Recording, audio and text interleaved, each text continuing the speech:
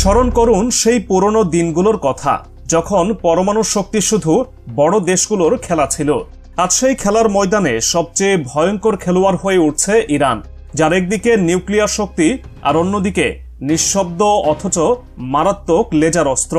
আর এই দুইয়ের ভয়াল সমন্বয়ে কেঁপে উঠছে ইসরায়েল আমেরিকা। তারা আজ শুধুই উদ্বিগ্ন নয়, তারা আতঙ্কিত, জমের মতো ভয় পাচ্ছে। আর তার কারণ ইরান এখন এমন এক জায়গায় তৈরি করছে তার পরমাণু কেন্দ্র, যেখানে পৌঁছাতে পারবে না কোনো মিসাইল, আর যেখানে নজরদারিও প্রায় অসম্ভব। চলুন শুরুতেই দেখে নেই সেই জায়গাটা কি, যেখানে ইরান গড়ে তুলছে এক নরক, নিউক্লিয়ারের, লেজারের এবং নীরব প্রতিশোধের এক ভয়াল নরক। সম্প্রতি আন্তর্জাতিক গবেষণা সংস্থা প্ল্যানেট ল্যাবস এক চাঞ্চল্যকর তথ্য সামনে এনেছে। তারা বলছে ইরান তার মধ্যাঞ্চলীয় ইস্পাহান প্রদেশের নাতাঞ্জ এলাকার কাছে মাটির 100 মিটার গভীরে এক নতুন পরমাণু কেন্দ্র তৈরি করছে। স্যাটেলাইট চিত্র বিশ্লেষণ করে প্ল্যানেট ল্যাবস নিশ্চিত করেছে এই কেন্দ্রটি জাগ্রোজ পর্বতমালার নিচে গড়ে তোলা হয়েছে এবং এটি এমনভাবে নির্মিত যে প্রচলিত কোনো বোমা বা মিসাইল দিয়ে সেখানে হামলা চালানো কার্যত অসম্ভব। এই ঘাঁটিটি গড়ে তোলা হয়েছে একাধিক প্রবেশপথ ও আশেপাশে সুরক্ষিত কাঠামোর মাধ্যমে। এটি শুধুমাত্র ইউরেনিয়াম সমৃদ্ধকরণের কেন্দ্র নয়, এটি হয়ে উঠছে পরমাণু অস্ত্র ও সম্পর্কিত উপকরণ মজুদের নিরাপদ গুদাম। পরমাণু পর্যবেক্ষণ সংস্থার গবেষক স্টিভেন ফুয়েন্তে বলেন, এটি শুধু ফর্দ বা পার্চিনের মতো নয়, এটি তাদের চেয়েও গভীর ও অনেক বেশি নিরাপদ। উল্লেখ্য, পূর্বে ফর্দ ও পার্চিনি ছিল ইরানের দুটি প্রধান ভূগর্ভস্থ পরমাণু কেন্দ্র, কিন্তু এই নতুন ঘাঁটির অবস্থান ও গঠন পশ্চিমা গোয়েন্দাদের ঘুম কেড়ে নিয়েছে। ইরান যে স্থাপনা তৈরি করেছে সেটি এতটাই গভীরে যে স্যাটেলাইটের ক্যামেরাও পুরোপুরি ভিজুয়াল ধরতে হিমশিম খাচ্ছে। যুক্তরাষ্ট্র ও ইসরায়েলের বিভিন্ন হামলার ইতিহাস মাথায় রেখে বলাই যায় এই ঘাঁটি ইরানের ডু অর ডাই প্ল্যানের একটি অংশ। কারণ অতীতে তারা দেখেছে নাতাঞ্জে বিস্ফোরণ, ফর্দোতে নাশকতা, এমনকি 6 জন পারমাণবিক বিজ্ঞানীর হত্যা সবই ছিল তাদের কর্মসূচি ব্যাহত করার চেষ্টা। তাই এবার তারা এমন এক পরিকাঠামো বানিয়েছে যেখানে ঢুকতে গেলে একমাত্র ভূমিকম্প সৃষ্টিকারী বোমা দরকার, যেটা বর্তমানে পৃথিবীর হাতে নেই। তেহরান শুরু থেকেই বলে আসছে তাদের পরমাণু কর্মসূচি একেবারেই শান্তিপূর্ণ। তারা নাকি বিদ্যুৎ উৎপাদন আর মেডিকেল গবেষণার জন্য এসব করছে। কিন্তু প্রশ্ন হচ্ছে, তাহলে এত গভীরে, এত গোপনে, এত নিরাপত্তার প্রয়োজন কেন? পশ্চিমা বিশ্লেষকদের মতে এটাই ইঙ্গিত দিচ্ছে যে ইরান হয়তো গোপনে পরমাণু অস্ত্র তৈরির চূড়ান্ত পথে এগোচ্ছে।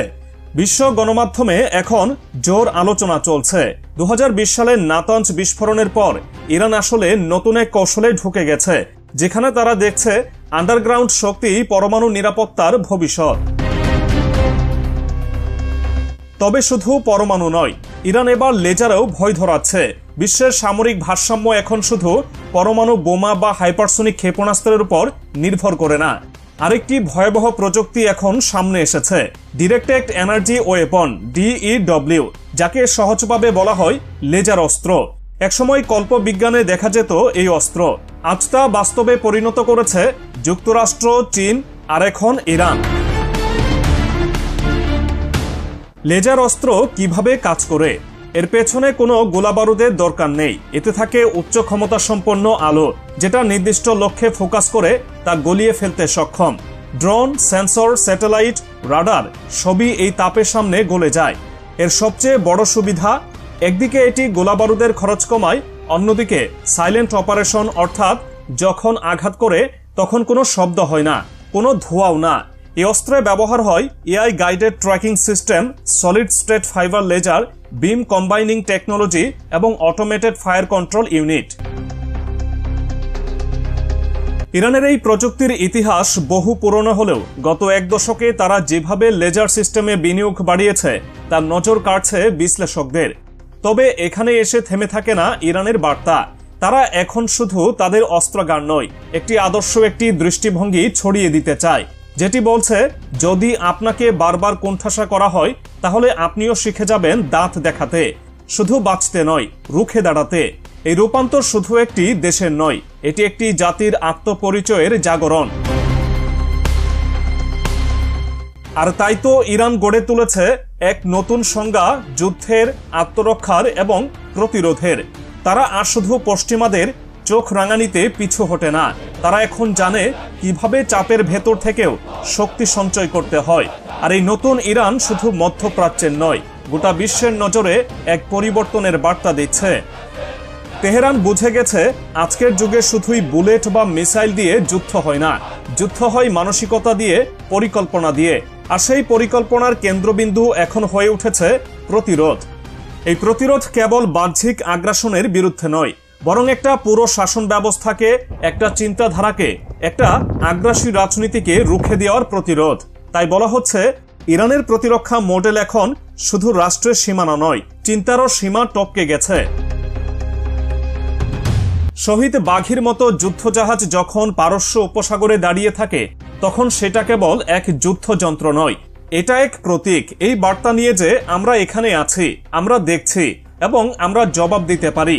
সেই জবাব হতে পারে সাইবার আঘাতে, ড্রোন অভিযানে বা চুপি চুপি চালানো গোয়েন্দা অভিযানে, এমনকি তথ্য যুদ্ধেও, যেখানে আপনি জানেন না কে আঘাত করেছে, কিন্তু আপনি ভেঙে পড়েছেন।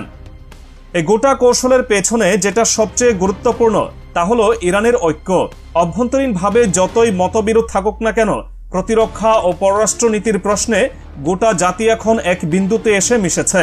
তারা বুঝেছে নিজেদের অস্তিত্ব টিকিয়ে রাখতে হলে কেবল অস্ত্রের গর্জন নয়, একতা, মনোবল আর প্রযুক্তির গতির প্রয়োগও জরুরি। আর এই সত্যটাই ইরানকে অন্যান্য রাষ্ট্র থেকে আলাদা করে তুলছে। তবে তেহরান শুধু রক্ষণাত্মক অবস্থানে নেই, তাদের কূটনৈতিক প্রচেষ্টা, বিশেষ করে চীন ও রাশিয়ার সঙ্গে সম্পর্ক জোরদার ইঙ্গিত দেয় এক গভীর স্ট্র্যাটেজির। একদিকে সামরিক প্রস্তুতি, অন্যদিকে কূটনৈতিক আশ্রয়, এই দুইয়ের মেলবন্ধনে ইরান গড়ে তুলছে এক নতুন ত্রিমাত্রিক প্রতিরক্ষা বলয়, যেখানে তারা শুধু অস্ত্র দিয়ে নয়, সম্পর্ক দিয়েও নিজেদের নিরাপত্তা সুনিশ্চিত করছে। আর এখানেই ইসরায়েলের আতঙ্ক, কারণ তেল আবিব জানে তারা যদি তেহরানের গায়ে হাত তুলে, তার প্রতিক্রিয়া কেবল এক দেশের ভেতরে সীমাবদ্ধ থাকবে না, তা ছড়িয়ে পড়বে পুরো অঞ্চলে, সিরিয়া, লেবানন, ইরাক, এমনকি ইয়েমেন পর্যন্ত। এই সম্মিলিত প্রতিরোধী হলো ইরানের প্রকৃত শক্তি, যেটা চোখে দেখা যায় না কিন্তু হৃদয়ে কাঁপন তোলে। শেষ পর্যন্ত ইরান এক নতুন বার্তা দিচ্ছে বিশ্বকে, আমরা আসলে সংঘাত চাই না, কিন্তু যদি কেউ আগুন নিয়ে খেলে আমরা শুধু সেই আগুন নেভাবো না, বরং যেন জানিয়ে দেব এই আগুন আমাদের নিয়ন্ত্রণেও থাকতে পারে। এই বার্তা শুধু প্রতিপক্ষদের জন্য নয়, বরং তাদের নিজেদের জন্য, যেন প্রতিটি নাগরিক, প্রতিটি সেনা, প্রতিটি প্রযুক্তিবিদ একসঙ্গে উচ্চারণ করতে পারে, আমরা প্রস্তুত, আমরা প্রতিরোধ করব, আমরা বেঁচে থাকব সম্মানে। এই আত্মবিশ্বাস, এই দৃঢ়তা, এই একতাই আজ ইরানকে এক নীরব বিপ্লবের কেন্দ্র করে তুলেছে। একটি বিপ্লব যেখানে শব্দ নেই কিন্তু প্রতিধ্বনি আছে, যেখানে আগুন নেই কিন্তু উষ্ণতা ছড়িয়ে পড়ছে। একটি বিপ্লব যা শুধু অস্ত্রের নয়, মননে, পরিকল্পনায় এবং সাহসে লড়ছে এক অসম যুদ্ধ, এবং সেই যুদ্ধের কেন্দ্রে এখন আছে ইরান।